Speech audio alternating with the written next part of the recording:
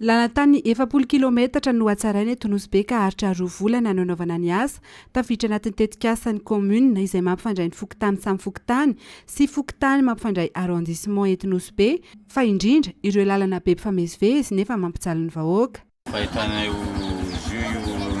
noho nizy taloha izy io tena hitanay tsara satria taloha ty tena sahirana reo zay taminay tena sahirana izy io hitanay mbola tsara afapo zay aminazy tsara. Raha mifandimby mitety ireo distrika sy commune ireo fitaovana avy amin'ny fitondram-panjakana izay hanamboarana lalana ireto dia anjaran'ny Nosy Be indray izany ankehitriny tafiditra anatin'ny fanambin'ny filoham-pirenena anatrarana ny fahatarana tanatin'ny taona maro eto Madagasikara izao asa fanamboarana izao. Fanambina petsaka ny filoham-pirenena ny agnatratrarana ny tsy fampandrosoana tanatin'ny taona maro amin'ity fitondram-panjakana misy amin'izao io. Tsisy district, tsisy commune izay natao anjorom-bala ka isaorantsika ny filoham-pirenena izay nanomia an'ireto engin pacte d'engin reto isaky ny faritra natao izy io mba hagnamboarana ny lalana ka eto moa tsika zegny niany tonga ty district ny Nosy Be reto engin reto manomboky ny fagnamboaran-dalana ka izy tia natao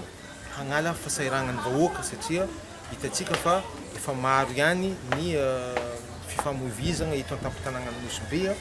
Ny fanjakana fohy be no nanolotra ireto fitaovana ireto dia ny faritra kosa no mitantana sy manara-maso ary mikojakoja izany. Anjaran'ny commune ny manao ny fomba rehetra ahavitana ny asa fa indrindra ny solika izay mampandeha ireto fitaovana ireto ka efa vonona amin'izany ny eto amin'ny commune andrenivohitra Nosy Be. Ty zava-dehibe